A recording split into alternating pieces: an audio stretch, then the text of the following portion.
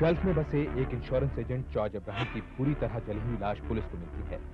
लाश की पहचान अब्राहम का दूर का साला सोलोमन करता है। अब्राहम की पत्नी मरियम को शक है कि सोलोमन ने अब्राहम का कत्ल किया है। शक की बिना पर इंस्पेक्टर इस्माइल सोलोमन और जॉर्ज के असिस्टेंट देवदास को हिरासत में ले लेता है। देवदास पुलिस को बताता है कि सोलोमन ने अब्राहम को मारा, लेकिन सोलोमन दावे के साथ कहता है कि अब्राहम जिंदा है। उसने लाइफ इंश्योरेंस पाने के लिए खुद अपनी मौत का खेल रचा और सूजन मैथ्यूज नाम के एक आदमी को ईथर पिलाकर जला मारा। इस बीच बाहर बैठी अपने लापता पति की रिपोर्ट लिखवा रही औरत अपने पति का नाम सूजन मैथ्यूज बताती है। इस सब के बीच शहर से दूर एक आदमी अपने लिए कमरा ढूंढ रहा है। एक सिंगल कमरा चाहिए। नाम? सूजन मैथ्यूज।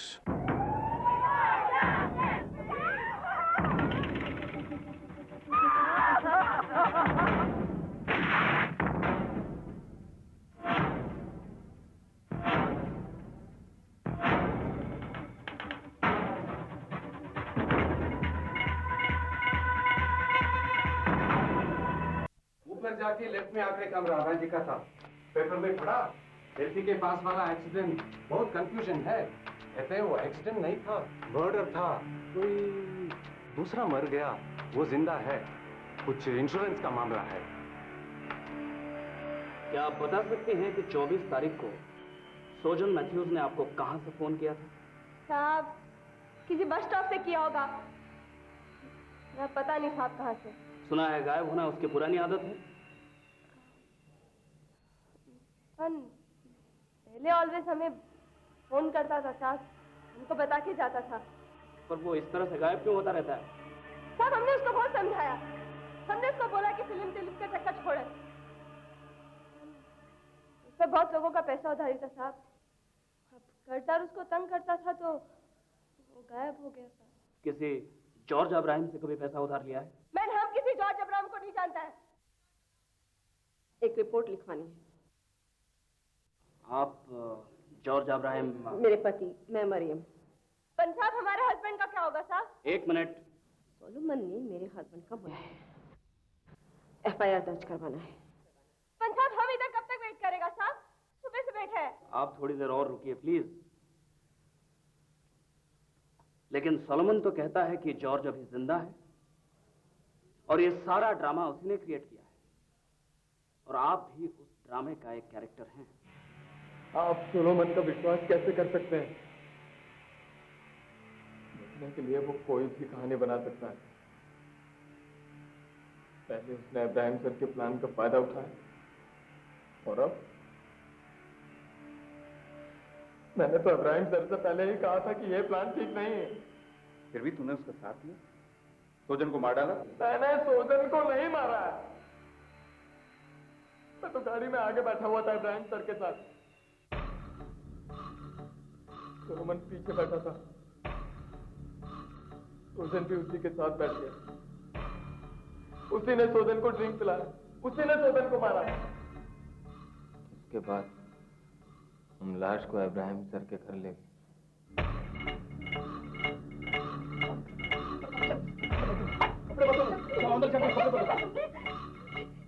कभी माफ नहीं करेगा। चुप करो। ये सब क्या लाला तुमने? ये लेक्चरबाजी का टाइम नहीं है। दे रही हूँ मैं। एक किसी तरह बोलती है कि कैसे करेंगे? क्या करा? हमारा बेटा आउट हो चुका है।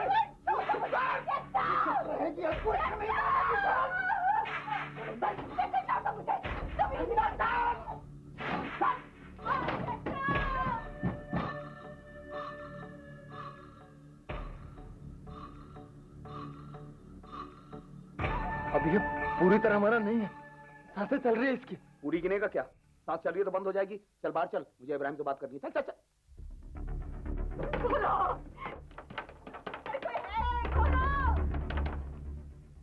हम लोगों ने बराबर का खतरा उठाया है, इसलिए हिस्सा भी बराबर बराबर होना चाहिए। बस बंद कर, लाश गाड़ी में डाल।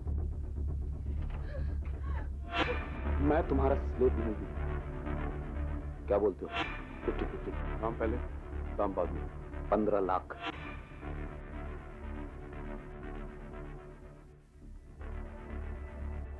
मरियम, अंगूठी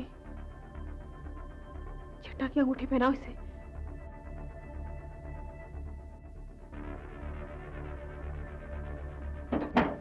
मरियम, अब हम कुछ दिनों के लिए मिलेंगे नहीं। तुम्हें मालूम है ना तुम्हें क्या करना है? वो इंश्योरेंस पेपर साइन करके क्लेम फाइल कर देना और वो चिट्ठी अबू धाबी मिस्टर डिसूजा को भेज देना। चिट्टा मत जाओ प्लीज, मेरा दिल कहता मत जाओ। मरियम, मरियम हिम्मत रखो, कुछ दिनों की तो बात है। अगर कुछ प्रॉब्लम हुआ तो मेरे वकील नायर से मिल लेना। वो दोनों कर लेंगे ना बाकी का काम। सोलोमन को मैं ट्रस्ट नहीं करती। ट्रस्ट नहीं करती इसलिए तो मुझे जाना जरूरी है। तो क्या सोचा तुमने? 2 लाख।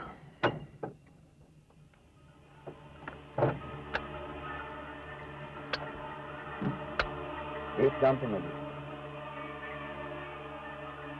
एक जान की कीमत 2 लाख और दूसरी जान 30 लाख। सोलोमन, तुम ऐसा नहीं कर सकते, तुम धोखा नहीं दे सकते। 30 लाख के लिए तो मैं सबसे पहले तेरी जान लूंगा। चलो तुम्हारी बात मान लेते हैं, पहले काम खत्म करो। चलो मैं भी तुम्हारी बात मान लेता हूं, पहले काम खत्म करते हैं। Wait Solomon. देवदास, तुम यहाँ रुको और संभालो। हो सके तो यहाँ किसी को भटकने नहीं देना। हमारे वापस आने तक वेट करना, फिर आगे प्लान करते हैं, ठीक है? हाँ। एक विस्की हो जाए। इतना अंधेरा था कि मुझे दूर जलती आग के सिवा कुछ नजर नहीं आया। मैं वहीं वेट करता रहा, लेकिन कोई वापस नहीं लौटा। मैं बहुत थक गया था, डर भी लग रहा था। वापस इब्राहिम सर के घर लौटा तो देखा सोलोमन वहां पहले से पहुंचा हुआ है और इब्राहिम सर नहीं। मैंने देखा सोलोमन के हाथ बुरी तरह से जले हुए हैं। उसने मुझे बताया कि उसने इब्राहिम सर को मार डाला है और मुझे भी मार डालेगा अगर मैंने किसी से कुछ कहा तो। उसने कहा इंश्योरेंस के कागज में से मुझे कोई पैसा नहीं मिलेगा। उसने मरियम मैडम से इंश्योरेंस के कागज पर साइन कराने की बहुत कोशिश की, लेकिन मरियम मैडम नहीं मानी। मरियम मैडम को विश्वास था कि इब्राहिम सर उसे जरूर कांटेक्ट करेगा। वो लाश इब्राहिम की थी और सोजन? मालूम नहीं, यह हो सकता है सोजन अभी जिंदा हो। इंस्पेक्टर इस्माइल की उलझन बढ़ती जा रही थी। अब उसके सामने एक ही रास्ता था। पहचान के लिए उसने लाश को निकालने का फैसला किया। साथ ही उसने देवदास, सोलोमन और मरियम को साजिश और कत्ल के जुर्म में हिरासत में ले लिया। निकाली गई लाश पर से उसे एक अंगूठी मिली। लेकिन पहले आपसे और क्या बात? साहब सोजन का है साहब। आप बैठिए प्लीज बैठिए। सोजन का है। देखिए, आप पानी पीजिए। एक बैड न्यूज है। देखिए, शायद सोजन मर चुका है या उसको किसी ने मार दिया है।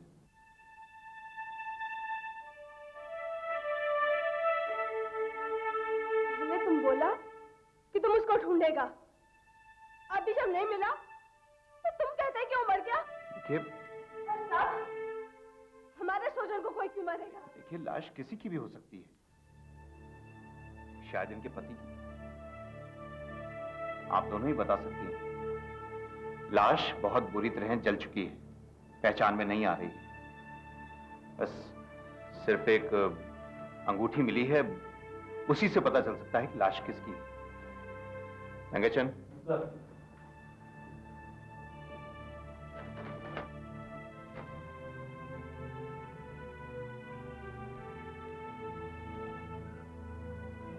ये अंगूठी किसकी है?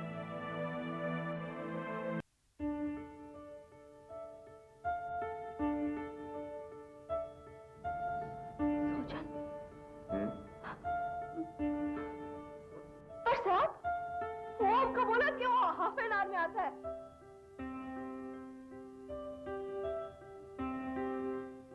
ये अंगूठी किसकी है?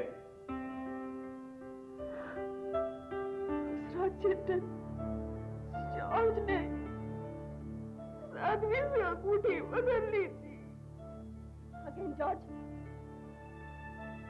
ये बार-बार जॉर्ज का आता है। मैन, हमको नहीं पता ये जॉर्ज कौन है। हमको बताओ, हमारा सोचन का है साहब। एनी को अभी भी विश्वास था कि उसका सोजन जिंदा है। लाश को एक बार फिर दफनाया गया, लेकिन अब उसकी कब्र बेनाम थी। केरला पुलिस ने मरियम, सोलोमन और देवदास के खिलाफ मर्डर का केस दर्ज किया और अब उन्हें जुडिशियल कस्टडी में ले लिया। इधर मरियम ने जॉर्ज के वकील नायर को कांटेक्ट किया, तो उधर सोलोमन ने मरियम और देवदास से एक बार मिलने की स्पेशल परमिशन मांगी। मैं क्यों झूठ बोलूंगा, अब जब सब कुछ खत्म हो चुका है। तुम हो ही झूठे, बचपन से हमेशा झूठ बोला। अरे अपने गॉडफादर को धोखा दिया तुमने। अंगूठी देखकर भी मैं मानूं कि वो जिंदा है।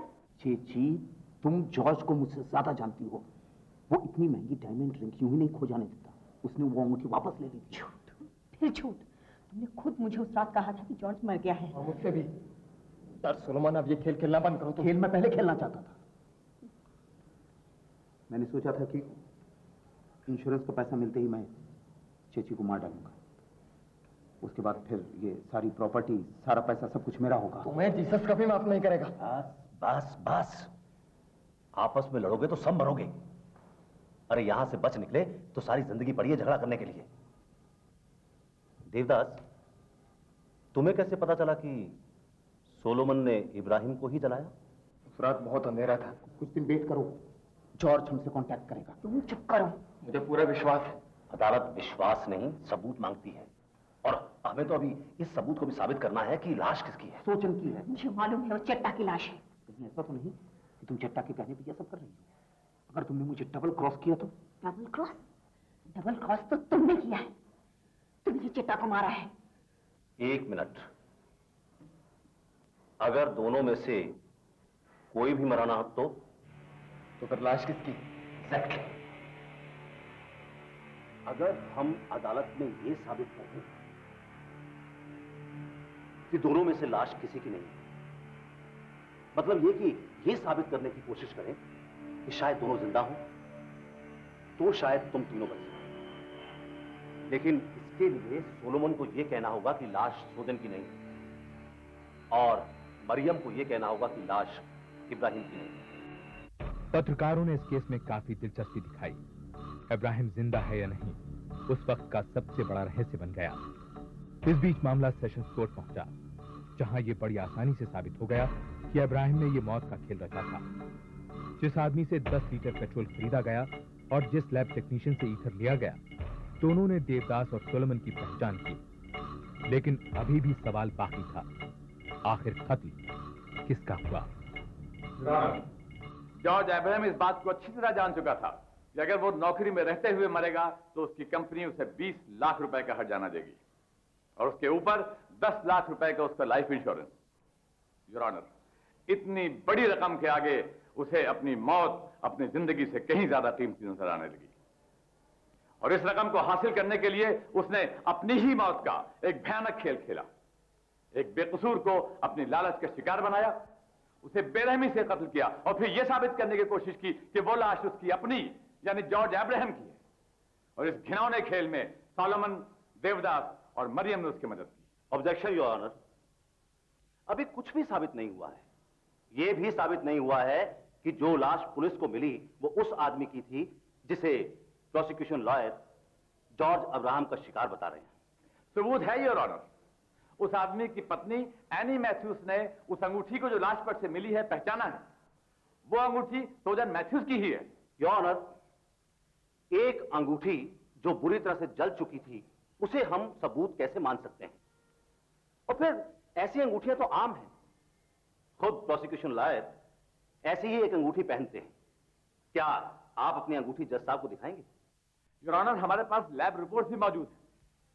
लाश को खोदकर निकाला गया है और उसको सोजन मैथ्यूज की तस्वीर के साथ सुपर इम्पोज किया गया है, और रिपोर्ट के मुताबिक दोनों एक दूसरे से मैच करती हैं। योर ऑनर, उसी रिपोर्ट में यह भी लिखा है कि लाश का जबड़ा और स्कल कैप बुरी तरह से जल चुके हैं, इसीलिए पूरी तरह से सुपर इंपोजिशन मुमकिन नहीं था। योर ऑनर, पोस्टमार्टम की रिपोर्ट साफ कहती है कि मौत ईथर से हुई है। सोजन को ईथर पिलाया गया था। लेकिन इससे यह कहां साबित हुआ कि लाश सोजन की थी? ईथर तो किसी को भी पिलाया जा सकता है योर ऑनर। प्रोसिक्यूशन लॉयर अभी तक कुछ भी साबित नहीं कर पाए हैं। ना तो यह साबित कर पाए हैं कि वो लाश सोजन की थी, और ना यह साबित कर पा रहे हैं कि वो लाश अब्राहम की नहीं थी। क्योंकि ये जानना मुश्किल हो रहा है कि मरने वाला कौन था, ये अदालत पुलिस को आदेश देती है कि वो अपनी तहकीकात जारी रखे, ताकि अदालत ये जल्द से जल्द जान सके कि सोजन और इब्राहिम में से कौन जिंदा है और कौन नहीं।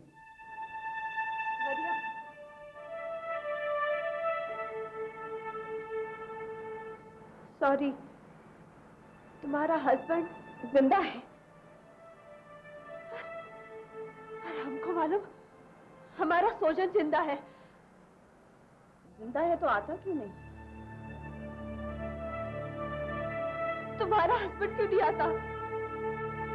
ऐसा शायद ही कभी होता है कि जब केस अदालत में हो और पुलिस से दोबारा तहकीकात कराई जाए, ये पता लगाने के लिए कि दोनों में से कौन जिंदा है। पुलिस ने देश भर में छानबीन शुरू कर दी। जा रहे हो साहब? आप इतने दिन से यहाँ, आदत पड़ गया आपको। 3,400 रुपए। पोस्ट ऑफिस कहाँ है? बाहर जाके लेफ्ट थोड़ी दूर।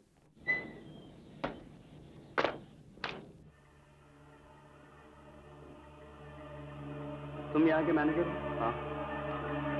इन दोनों में से किसी को पहचानते हो?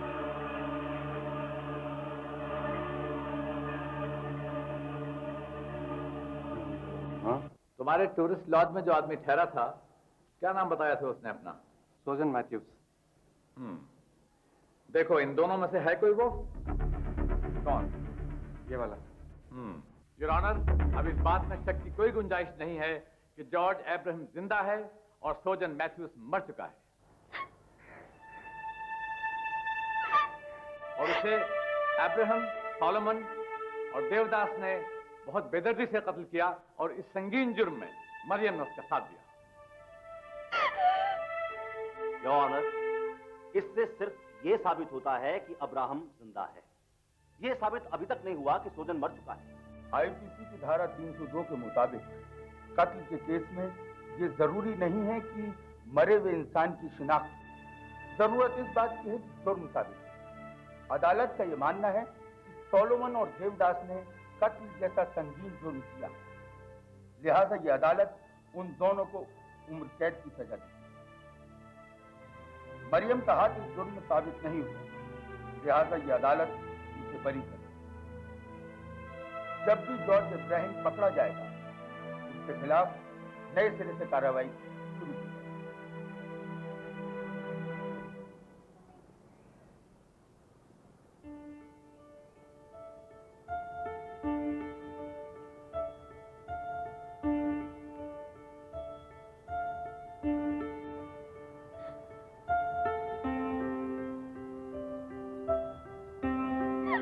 पुलिस ने इब्राहिम के सिर 2 लाख का इनाम रखा। मरियम के घर की तलाशी में उन्हें जॉर्ज इब्राहिम के लिखे तमाम खत मिले। इन खतों से पता चला कि पिछले 1 साल से जॉर्ज इब्राहिम एलएपी में ही था, जबकि पुलिस उसे देश भर में तलाश कर रही थी। Hello Krishna Nair. George Abraham. Ibrahim, अरे कहाँ हो तुम? बॉम्बे में। इब्राहिम, तुम्हें पता है तुम्हारे सर पर 2 लाख का रिवॉर्ड है, और देवदास और सोलोमन। वो छोड़ो नायर, अगर मैं अपने आप को सरेंडर कर दूं तो क्या तुम मुझे बचा पाओगे? Just give me half an hour. एक काम करो, तुम मुझे आधे घंटे में फोन करो।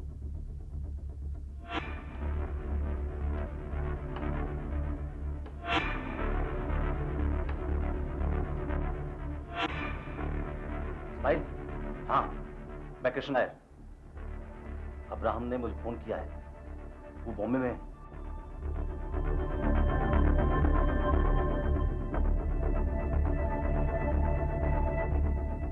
इब्राहिम जैसे दिखने वाले और इब्राहिम नाम के काफी लोगों को पकड़ा गया, लेकिन जॉर्ज इब्राहिम को कभी नहीं। कहा जाता है कि असली जॉर्ज इब्राहिम को एक बार किसी और सिलसिले में पकड़ा, लेकिन छोड़ दिया क्योंकि वो पहचाना नहीं गया। आज भारत के हर नागरिक को जॉर्ज इब्राहिम को गिरफ्तार करने का हक है। सोलोमन और देवदास आज भी जेल में सजा काट रहे हैं और 1999 के अंत में उनकी सजा खत्म होगी। मरियम इसके बाद वापस अबू धाबी चली गई। कहा जाता है कि इब्राहिम आज भी उससे संपर्क करता है।